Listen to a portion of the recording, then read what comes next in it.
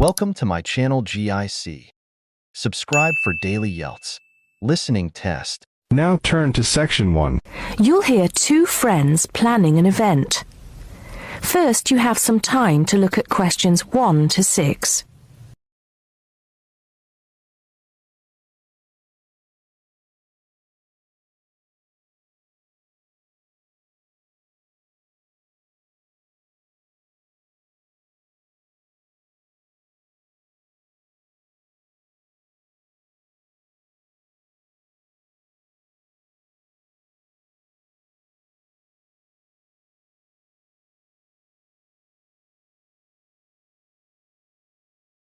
Now we shall begin. You should answer the questions as you listen because you will not hear the recording a second time. Listen carefully and answer questions 1 to 6. Hello, Joan. I'm glad you could come. Hello, Peter. What's up? Is something the matter? No, everything's fine. It sounded urgent on the phone. Did it? It's just that I've had this idea and I wanted to see how soon we could get it off the ground. Well, don't keep me in suspense. You know they're planning to close down the local clinic. It was in the newspaper yesterday, but most people have actually known for some time. Well, I thought we should do something about it. What did you have in mind? I thought we could organise a charity event and donate the money to the clinic. I know it doesn't sound like much, but it will show the local council how we feel and that we mean business. That'll take quite a lot of organising. Why don't we just hold a protest outside the town hall? A protest would take just as much organisation as an event like this. Besides, I think fewer people would turn up. A village fair or something like that would attract more people and get money for the clinic. People are more generous when they're enjoying themselves. OK then, it sounds good to me. How do we start? First, we put our heads together and come up with a list of people who'll be willing to help and people who can provide us with some of the things we need. For example, we might need a caterer to provide refreshments, a rock band for entertainment, tents and so on. Then, we do a lot of telephoning around and try to get everybody together at the same time in the same place. Sounds like a lot of work to me. But that's only the beginning. First things first, though. Let's decide now on who to get to the initial meeting and where and when to hold it. Fine. Well, the village hall would be the best place to have the meeting. It's not as big as the youth club, but it's warmer. There'll be no problem getting permission to use it. But I suppose it depends on how many people we invite. We don't want too many, otherwise the meeting will go on too long and nothing will get decided. But the village hall is a good idea. It's more official than having it in someone's living room. How many? 6 or 8 people to start with? 10 at the most? OK, now we have to decide on a suitable day and time. Suitable to everybody, I mean. A Saturday or Sunday would seem to be the best choice because people aren't at work on those days. But they may not like the idea of giving up a part of their weekend for a meeting. Unless we persuade them it's for a good cause, or that it's to their advantage, and that it'll all be a lot of fun. We'll provide refreshments, of course. What if some don't want to give up their weekend? Then we'll give them an alternative. Say, one evening in the week after everybody's finished work. We'll see which is the most acceptable to them, then book the hall. I can do the refreshments for the meeting. I'll get Darren and Maggie to help me. I'm sure they'll be more than willing. Before you hear the rest of the conversation, you have some time to look at questions 7 to 10.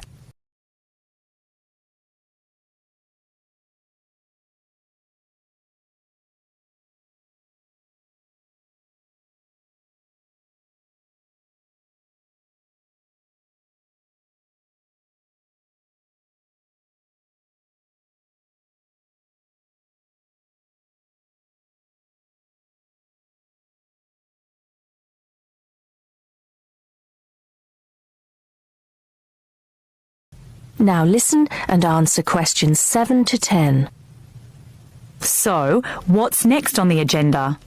A list of who we want at the meeting. Yes, of course.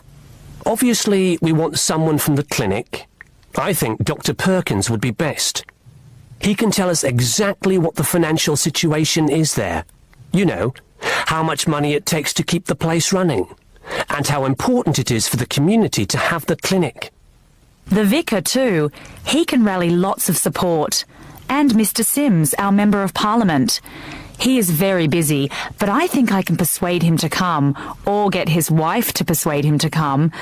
I see her quite a lot socially. That's great. 2 other people I have in mind are Freddie Smith. The journalist? Yes. Well, he's the editor of the local paper now, and might be useful. He might let us advertise for free, and he'll know how to go about getting leaflets and posters printed. That's another thing. We'll need volunteers to put leaflets through people's doors and stick up posters all over the place. We can decide that at the meeting. What about the other person? What other person? You said you had 2 people in mind, Freddie Smith and... Oh, yes, Mr. Gates. Mr. Gates. Do I know him? You must do. He owns Greatfields Farm. We need a large area to hold the fete. Right. So how many have we got then? 7 or 8? There's Dr. Perkins, Mr. Sims, that journalist... Freddie Smith, you mean? Yes, him. And the vicar and Mr. Gates, the farmer. That's only 5. There's you and me, that's 7. That will do for now. Let's start making phone calls. That is the end of section 1. You now have half a minute to check your answers. Part 2.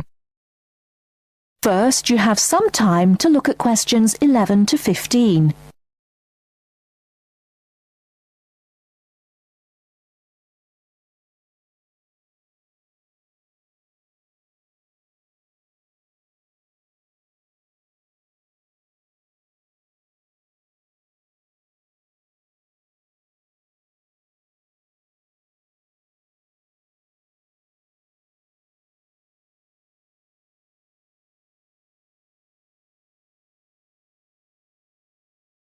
Now, listen carefully and answer questions 11 to 15.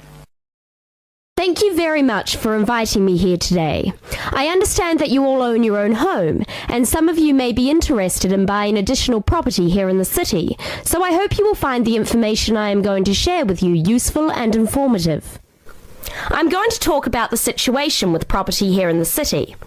The city centre of any area is obviously going to have the highest prices, and as more and more people are competing for houses in this area, both renting and buying are becoming increasingly difficult.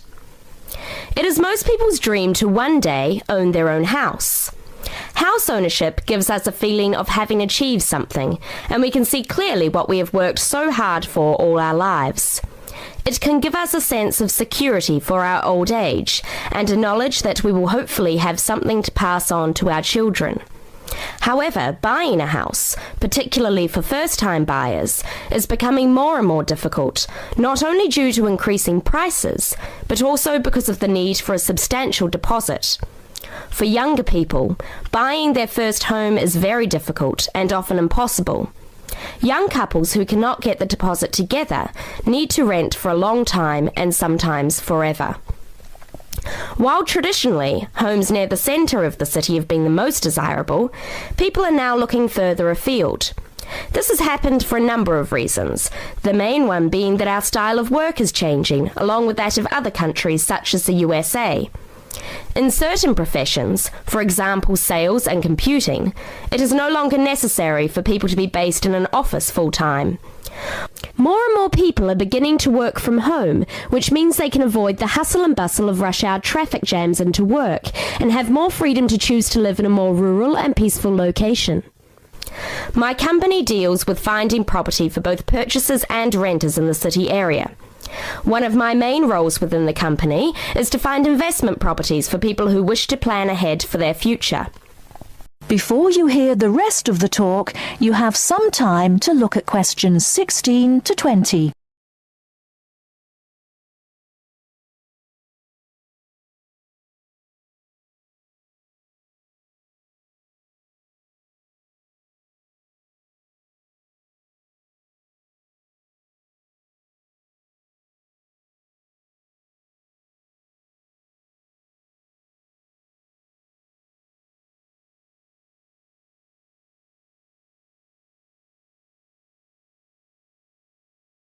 Now listen and answer questions 16 to 20. An investment property is usually at the cheaper end of the market. People buy investment properties not to live in, but in addition to their own home in order to rent it out to other people. The advantage of putting your savings into property for the future is that you can be pretty certain that, as a long-term investment, your money will safely increase in value in line with inflation. Many people are turning to property investment instead of pension schemes, as we hear the horror stories of countries such as the UK, where people have invested all their lives into their pension schemes to find that now their money is relatively worthless. Houses automatically earn what is known as capital gains.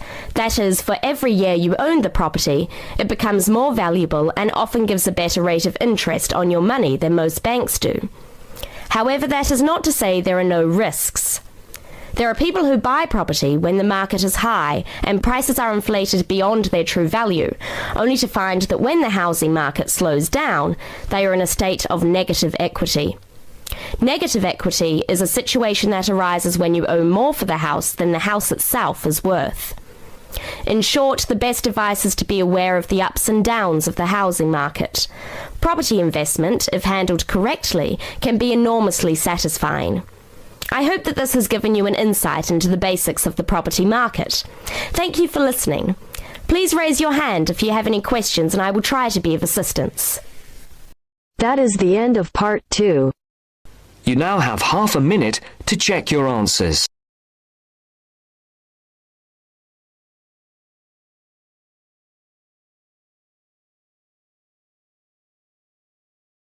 Now turns to part 3. Part 3. We'll hear two business studies students, Evelyn and Mark, preparing for a seminar presentation. Before you hear the conversation, you have some time to look at questions 21 to 25.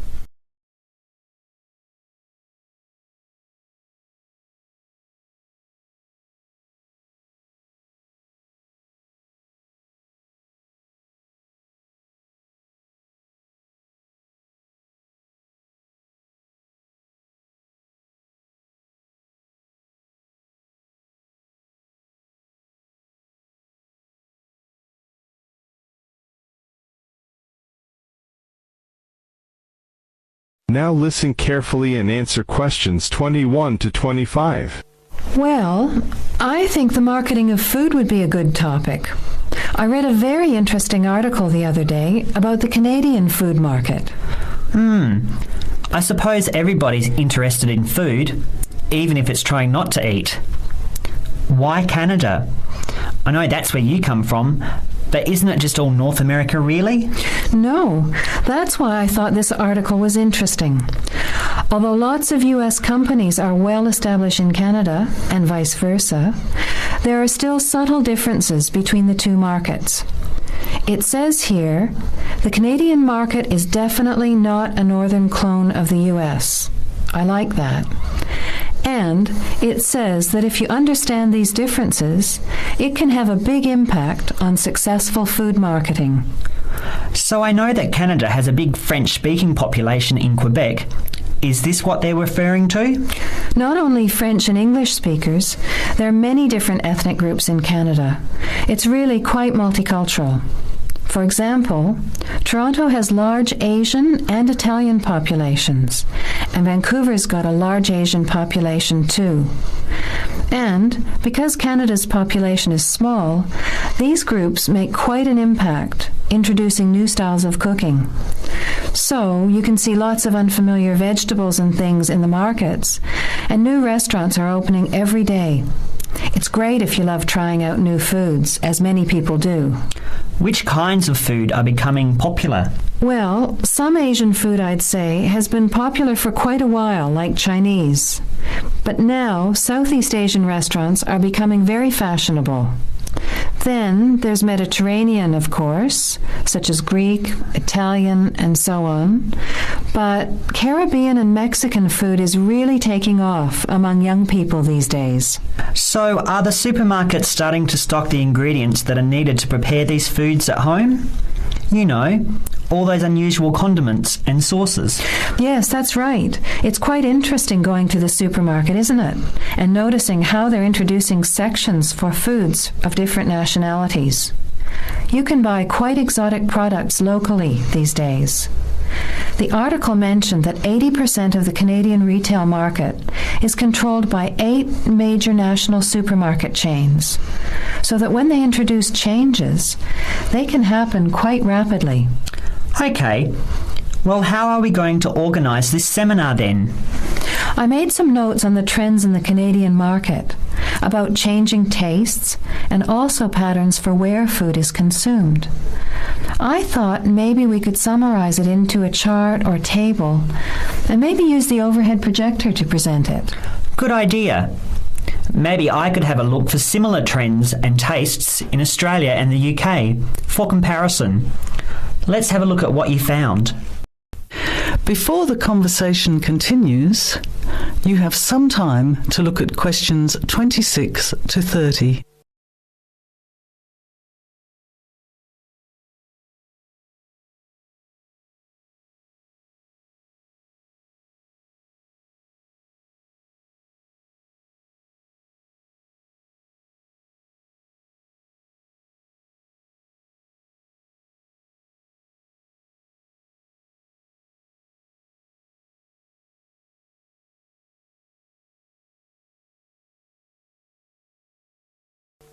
Now, as the conversation continues, answer questions 26 to 30. The most significant trend, it seemed to me, was that Canadians are definitely interested in healthy food. For example, did you know that salads are the 3rd most commonly eaten food in Canadian restaurants? Really? What about organic food then? Is that becoming more popular? Yes, it's definitely moving into the mainstream compared to a few years ago. And a recent survey showed that 4 out of 5 shoppers said that they check the fat and nutritional information on the packet when they're deciding what to buy. What other trends did you find out? There's one change I noticed straight away when I was home last year in the meat department. You know, here the meat packaging says rump steak or 4-quarter chops and so on. Well, they discovered that most consumers these days didn't know what to do with these roasts and rounds and ribs. So the government approved a new naming system for cuts of meat, which is related to the required cooking technique. What a good idea. I've never really understood the difference between sirloin, rump, round, and all those names. So how many new categories are there? 8. There are 3 kinds of steak, for grilling, for marinating, and for simmering. And then there's what they call quick-serve beef, for stir-fries, I suppose. And premium oven roast, pot roast, and stewing beef. It's a great idea, isn't it? I hope it catches on here. I agree. Any other trends that you thought were significant? Well, what's really interesting is what the article called mobile meals. In other words, more and more Canadians are eating meals away from home, but not just eating more junk food. They're projecting a 40% increase in snack food sales over the next 3 years, and the growth is coming from healthy snacks. You know, the ones that have less cholesterol and fat, such as muesli bars, health food bars, and those types of products. Apparently, in the food marketing jargon, they're called nutritious portable foods, which means healthy snacks. The other major trend is that young people are doing more of the food shopping these days, so marketing has to be aimed more at them, as well as more conventionally at the mother. Thanks, Evelyn. I think we'll have an interesting discussion about these trends and the comparisons with other English-speaking countries. I'll see if I can get some information about them to compare with yours, and meet you on Friday to put it together. See you then. Bye. That is the end of part 3. You now have half a minute to check your answers. Part 4. You will hear a lecturer in education talking about some experiments done in the USA to investigate the effects of reducing class sizes. First, you have some time to look at questions 31 to 40.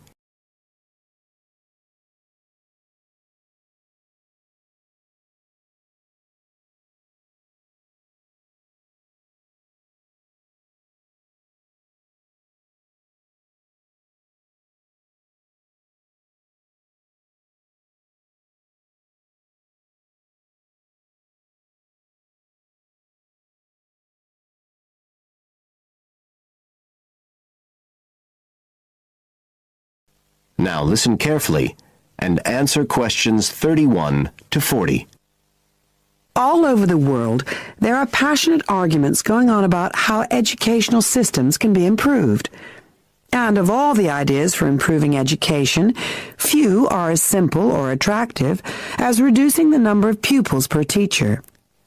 It seems like common sense. But do these ideas have any theoretical basis? Today, I want to look at the situation in the USA and at some of the research that has been done here in America on the effects of reducing class sizes.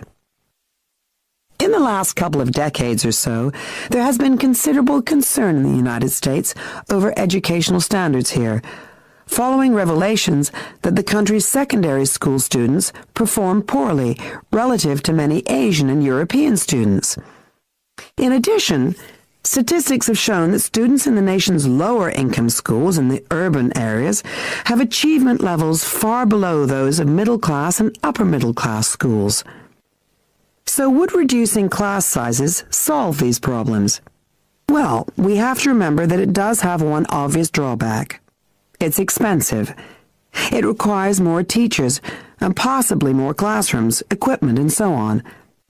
On the other hand, if smaller classes really do work, the eventual economic benefits could be huge.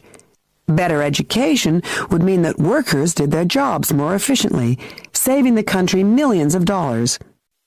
It would also mean that people were better informed about their health, bringing savings in things like medical costs and days off sick. So what reliable information do we have about the effects of reducing class sizes? There's plenty of anecdotal evidence about the effect on students' behavior, but what reliable evidence do we have for this? Let's have a look at 3 research projects that have been carried out in the USA in the last couple of decades or so. The first study I'm going to look at took place in the state of Tennessee in the late 1980s. It involved some 70 schools. In its first year, about 6,400 students were involved, and by the end of the study, 4 years later, the total number involved had grown to 12,000. What happened was that students entering kindergarten were randomly assigned to either small classes of 13 to 17 students or regular-sized classes of 22 to 26. The students remained in whatever category they had been assigned to through the 3rd grade, and then, after that, they joined a regular classroom. After the study ended in 1989, researchers conducted dozens of analyses of the data. Researchers agree that there was significant benefit for students in attending smaller classes, and it also appears that the beneficial effect was stronger for minority students. However, there's no agreement on the implications of this. We still don't know the answer to questions like how long students have to be in smaller classes to get a benefit, and how big that benefit is, for example. The second project was much larger and took place in California. Like the Tennessee study, it focused on students from kindergarten through to grade 3, but in this case, all schools throughout the state were involved. The experiment is still continuing, but results have been very inconclusive, with very little improvement noted. And the project has, in fact, also had several negative aspects. It meant an increased demand for teachers in almost all California districts. So the better-paying districts got a lot of the best teachers, including a fair number that moved over from the poorer districts. And there were a lot of other problems with the project. For example, there weren't any effective procedures for evaluation. All in all, this project stands as a model of what not to do in a major research project. A third initiative took place in the state of Wisconsin at around the same time as the California project began, and it's interesting to compare the two. The Wisconsin project was small. Class sizes were reduced in just 14 schools, but it was noteworthy because it targeted schools at which a significant proportion of the students were from poor families, compared with California's one-size-fits-all approach. Analysts have found that the results are very similar to the Tennessee project, with students making gains that are statistically significant, and that are considerably larger than those calculated for the California initiative. Now, I'd like to apply some of these ideas to the latest. That is the end of part 4. You now have half a minute to check your answers.